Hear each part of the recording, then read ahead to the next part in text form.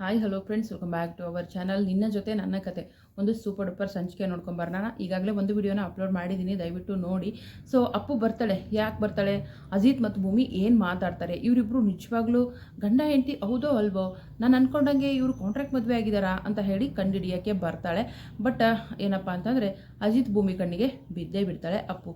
ಆಗ thank you ಸಾಹೇಬ್ರೆ ಅಂತ ಹೇಳ್ಬಿಟ್ಟು ಹಗ್ ಮಾಡೋದನ್ನು ನೋಡ್ಬಿಟ್ಟು, ಯಪ್ಪ ಏನು ಕರ್ಮ ನೋಡಬೇಕು, ದೇವಸ್ಥಾನದಲ್ಲಿ ಕೂಡ ಇದೇನಾ?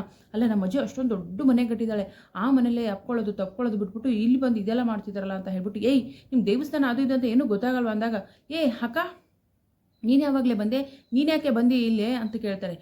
ನಾನು ಯಾಕೆ ಬಂದೆ ಅಂದರೆ, ಇದೇ ನಿಮ್ಮ ಅಪ್ಪ ರಾಮಣ್ಣ ಕಟ್ಸಿರೋದಾ ಅಂದ ತಕ್ಷಣ, ಅಲ್ಲ ನಮ್ಮ ಅಪ್ಪ ರಾಮಣ್ಣ ಕಟ್ಸಿರೋದಲ್ಲ, ನೀನು ಯಾಕೆ ಬಂದೆ ಸೂರ್ಪಣಿಕೆ ಅಂದ ತಕ್ಷಣ, ಏನೋ ಹೇಳ್ತಿದ್ಯಾ ನೀನು ಅಂದ ತಕ್ಷಣ, ಅಲ್ಲ ಕಣೋ ಈ ದೇವಸ್ಥಾನ ಅಂತ ಗೊತ್ತಾಗಲ್ವಾ ನಿನಗೆ ಅಂದಾಗ, ಅದು ಅಕ್ಕ ನನ್ನ ಹೆಂಡತಿನ ತುಂಬ ದಿನಗಳ ಆದಮೇಲೆ ನೋಡ್ತಿದ್ದೀನಲ್ವ, ಅದಕ್ಕೆ ಒಂಚೂರು ಗೊತ್ತಾಗಲಿಲ್ಲ ಅಕ್ಕ ಅಂತ ಹೇಳ್ತಾನೆ.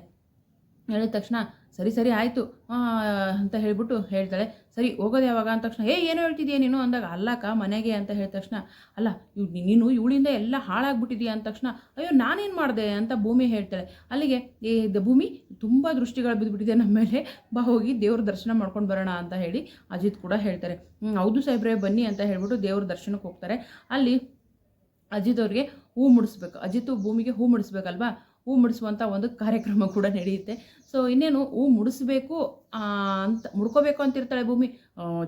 ಏನು ಚಿನ್ನ ಮರ್ತ್ಬಿಟ್ಟಿದೀಯಾ, ಒಂದು ತಿಂಗಳಲ್ಲಿ ಎಲ್ಲ ಮರ್ತ್ಬಿಟ್ಟಿಯಾ ನೀನು, ನಿನಗೆ ಪ್ರತಿ ಸಾರಿ ಹೂ ಮುಡಿಸೋದು ನಾನೇ ತಾನೇ ಅಂತ ಹೇಳ್ಬಿಟ್ಟು ಮತ್ತೆ ಡವ್ ಮಾಡೋಕ್ಕೆ ಚಿನ್ನಾರನ್ನ ಸ್ಟಾರ್ಟ್ ಆಗುತ್ತೆ.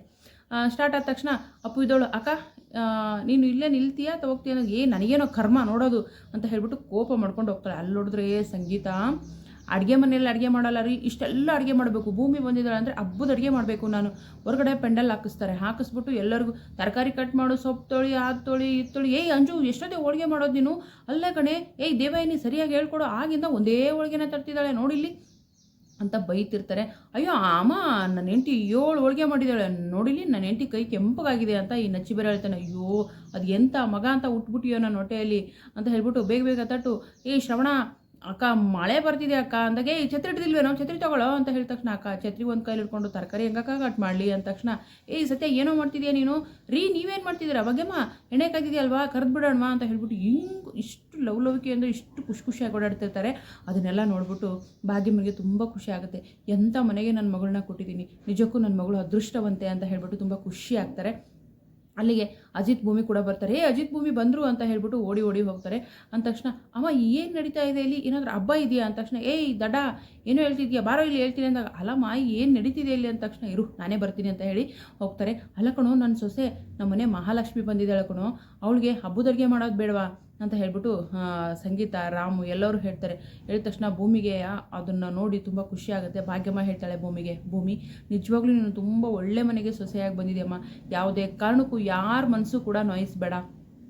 ಏನಂತಂದರೆ ನಿನ್ನ ಕಡೆಯಿಂದ ಈ ಮನೆಗೆ ಯಾವುದೇ ರೀತಿ ಅನ್ಯಾಯ ಆಗಬಾರ್ದು, ಸದಾ ಈ ಮನೇಲಿ ನೀನು ಖುಷಿಯಾಗಿರಬೇಕು, ಈ ಮನೆಯವ್ರನ್ನ ತುಂಬ ಚೆನ್ನಾಗಿ ನೋಡ್ಕೋಬೇಕು ಅಂತ ಹೇಳಿ ಭಾಗ್ಯಮ್ಮ ಕೂಡ ಹೇಳ್ತಾಳೆ.